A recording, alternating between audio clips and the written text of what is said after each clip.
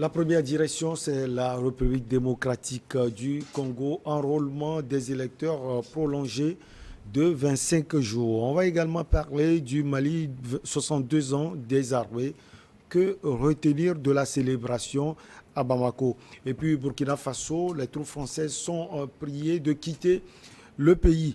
On termine par le Togo, une étudiante décédée en Égypte. Nos invités sont en place pour le numéro de ce jour.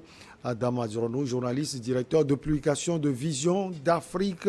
Nous avons également Kwame Via Klesoiso, consultant et coach en entrepreneuriat et en politique. On attend Samir Ouro-Sama, juriste, défenseur des droits de l'homme.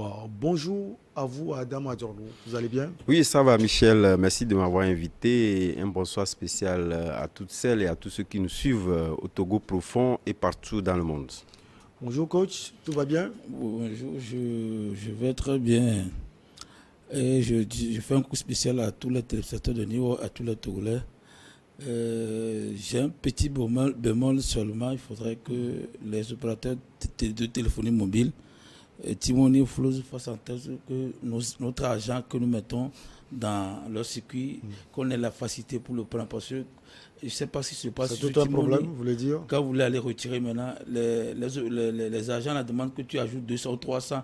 Et je ne comprends pas pourquoi, mais si ça n'aide pas les partenaires de ces réseaux, qu'ils fassent en telle enseigne que ça aille dans l'intérêt. Parce que pour prendre 10 000 maintenant, tu es obligé de sortir l'argent de ta poche dans cette. Sinon, tu ne prends pas. Donc, il faudrait qu'ils arrivent à faire le projet. Ça m'a embêté tout de suite en venant.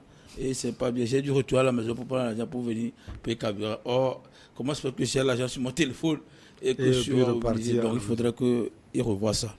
Allez, on commence par la République démocratique du Congo. La Commission électorale nationale indépendante de ce pays a décidé dimanche de prolonger de 25 jours l'opération d'enrôlement des électeurs dans la première ère opérationnelle comprenant 10 provinces, dont la capitale Kinshasa. Après débat et délibération, la CENI décide d'accorder une période de rattrapage de 25 jours additionnels à l'opération d'identification et d'enrôlement des électeurs dans la première ère opérationnelle à partir de la date de clôture initialement prévue le 23 janvier 2023, tel que repris dans le calendrier électoral, a annoncé la rapporteure de la CENI, Patricia Nseya, dans un message lu à la télévision nationale. Alors, Adam Adjorno, qu'est-ce qui peut justifier cette décision de la CENI?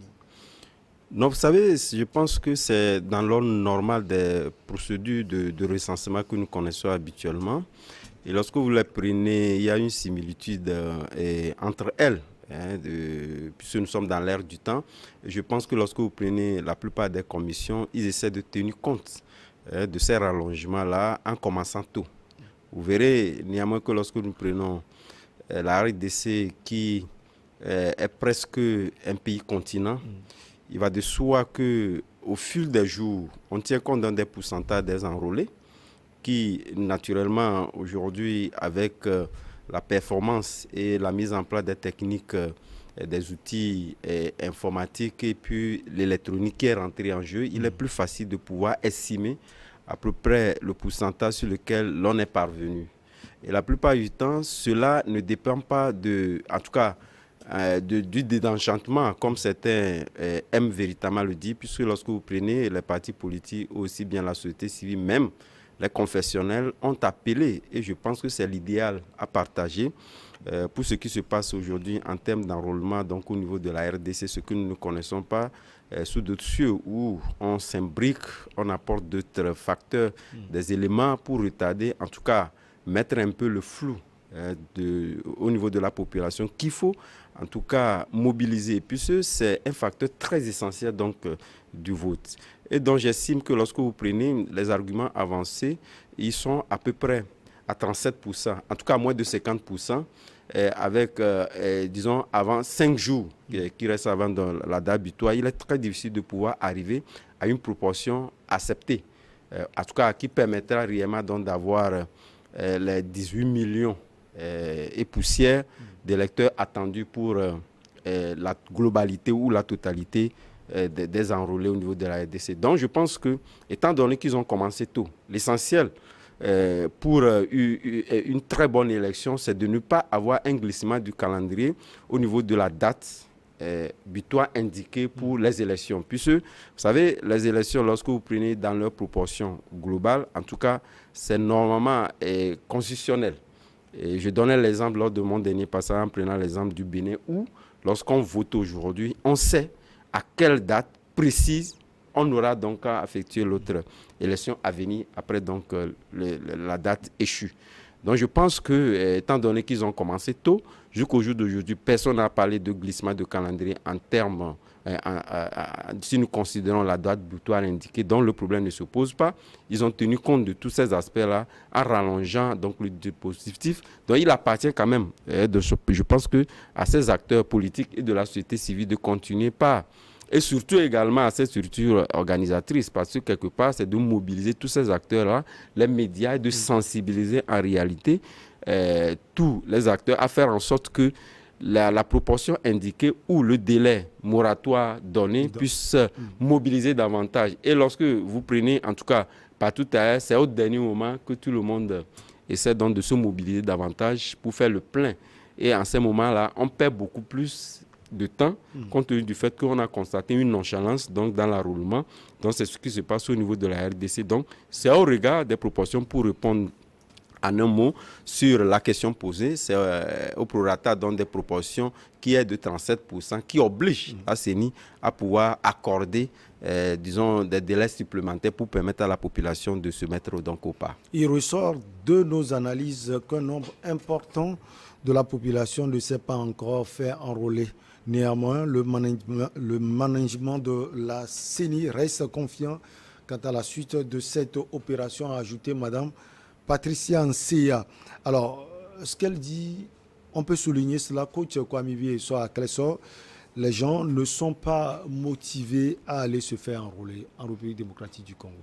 En réalité, je pense qu'elle n'a fait que confirmer ce qu'on sait déjà des élections africaines. Quand on sait qu'en RDC, il y a des guerres de temps en temps, il y a le mouvement M23 aussi qui fait ce genre de choses. Donc, moi, ça ne m'étonne pas que ces genres de choses arrivent. Seulement, ce que je ne peux pas comprendre aussi de la part de la population, il y a des élections que les gens font. On n'a pas dit que vous êtes obligé de renouveler vos cartes d'électeurs à tout moment. Ça voudrait dire que au moins ceux qui sont enrôlés avant devaient avoir des cartes d'électeurs, parce que le Togo aussi en fait. Et on nous dit c'est quand tu perds ta carte que tu peux encore le faire. Mais j'ai l'impression quand l'élection finit, chaque électeur jette sa carte quelque part, on ne sait pas. Parce que quand on dit ici que ça tourne autour de 30%, ça voudrait dire que sur les 18 millions, ce n'est que 6 millions de personnes qui sont inscrites. C'est un problème très grave. Ça voudrait dire que... Non, mais les 18 millions ne concernent pas. En fait, eux, c'est une estimation qu'ils ont fait. C'est ce que je dis. Parce que le Congo dépasse même 22 millions de personnes. Mais ce que je suis en train de dire ici, si nous prenons, je fais cette statistique et je me dis que si on attend, ça voudrait dire que ce n'est même pas 25 jours qu'il faut donner. Parce que si on a pris 30 jours pour avoir 37%, ça voudrait dire que c'est plutôt... Il faut avoir 60 jours pour que tout le monde s'arrête. Parce que quand vous voyez ce que la dame l'a décrit là-bas, tous les centres sont remplis. Il n'y a même pas de place. Même si Adam a dit que les gens ont attendu le dernier moment pour venir, je me dis que il y a un manque de mobilisation des partis politiques par rapport aux électeurs, parce qu'ils n'ont pas joué leur rôle. Et peut-être que c'est maintenant les gens comprennent le bien fondé aussi de l'électorat. Et aussi peut-être que ceux qui sont obtenus par le passé veulent en finir avec Tshisekedi. C'est pourquoi ils veulent le faire. Donc je me dis, je serais tenté de dire que si on n'avait pas fait cette prolongation ou cette prorogation, je dirais que c'est que Tshisekedi aurait voulu se maintenir. Mais Dieu merci, la CENI n'a pas voulu jouer un rôle partisan plutôt. Il a laissé faire. Et je me dis, il faudrait qu'on corrige des choses chez nous également. Parce que d'après les études, la date butoir pour les élections est déjà fixée, mais il faudrait qu'on arrive à voir, qu'on fasse appel aux techniciens, aux communicateurs, aux journalistes pour savoir quel est le délai, quel est le nombre de jours qu'il faut pour une mobilisation ou une identification parfaite avant de lancer. Parce que ça montre aussi une sorte d'amateurisme.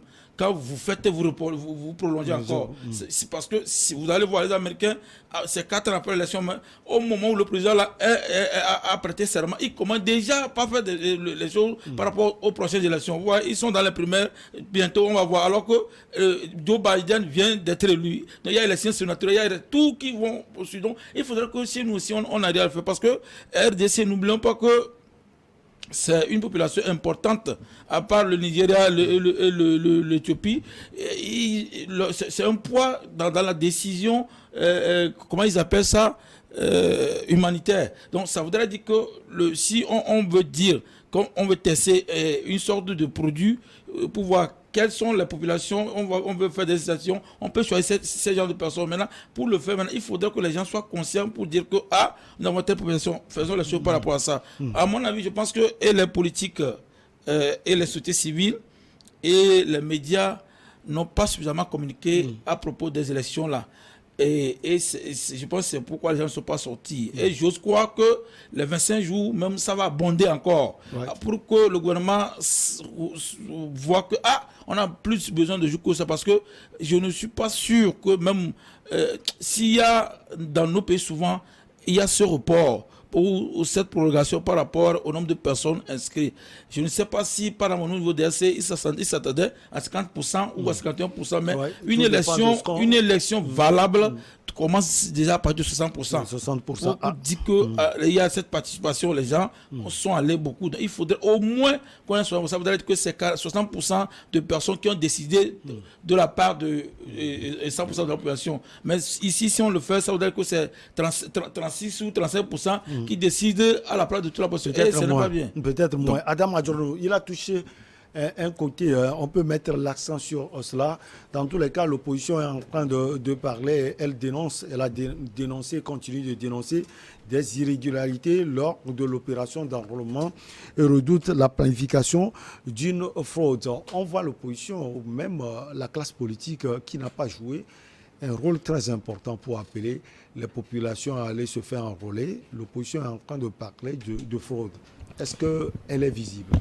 Vous savez, en matière d'implémentation et d'élection réussie, ces derniers temps, lorsque vous prenez même les démocraties célébrées, il est très difficile qu'un pays puisse donc faire objet de modèle.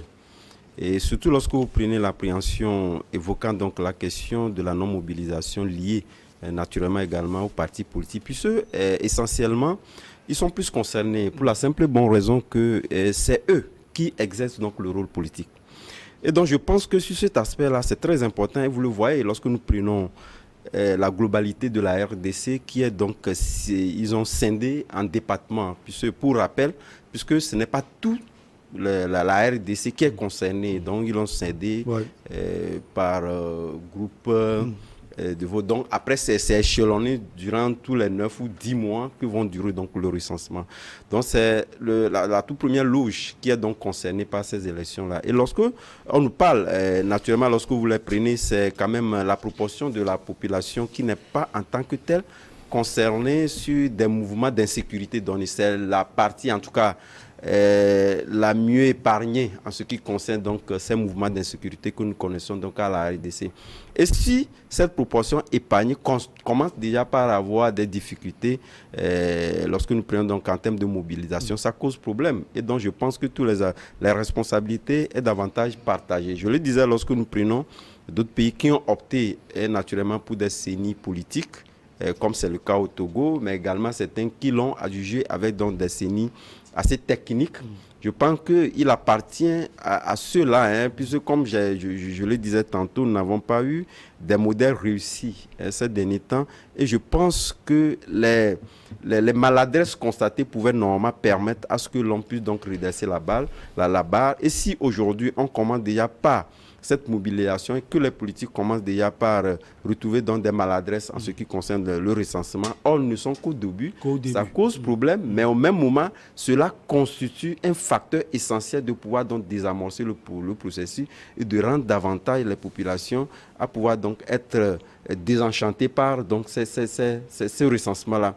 Or, je le dis, c'est le facteur le plus important d'une élection. Or, cela devait mobiliser, en tout cas, l'attention de tous ces acteurs-là à faire en sorte qu'à appeler la population. Puisque lorsque vous appelez la population à se faire recenser, peu importe le moment venu, et que ces maladresses-là que vous constaterez peut vous amener à leur demander donc de s'abstenir. Donc, je pense que chaque acteur aujourd'hui est à même de pouvoir appeler tout le monde à aller se faire recenser, ce que nous n'avons pas constaté par le passé et qui a conduit à pouvoir donc faire des élections qui ne sont pas acceptées. Puisque, comme tu le disais tantôt, lorsque vous prenez, puisque la plupart aujourd'hui c'est un désenchantement total, et que vous constatez qu'une proportion de la population, peut-être 30%, qui a contribué donc à une élection d'un président de la République, vous constaterez que, en tout cas, la popularité de ce président élu-là est naturellement affectée. Le cas de la France est là, qui aujourd'hui explique notoirement ce que nous disons. Et donc, je pense qu'il appartient à ces acteurs politiques-là de ne pas davantage désenchanter la population, mais de se mettre en branle et faire en sorte que ces populations-là aient un engouement pour aller donc se faire recenser. Et je pense que l'implémentation de ce qui se fait en RDC peut également inciter d'autres pays comme les nôtres au moment venu à pouvoir donc mobiliser la population, puisque, comme je le dis, c'est le facteur le plus important d'une élection. On a été rejoint sur ce plateau par Samir Ourosaba, juriste de formation, défenseur des droits humains. Avant de vous donner la parole, peut-être en deuxième partie, on va quand même vous saluer. Vous allez bien? Je vais très bien, Michel. Bonjour à tous ceux qui nous suivent un peu partout à travers le monde grâce à Niwa TV, notamment à nos amis qui nous suivent depuis Sarakawa, c'est au nord du Togo, à plus de 350 km de Lomé, la capitale togolaise. Allez, on va marquer la petite pause. On revient pour la suite.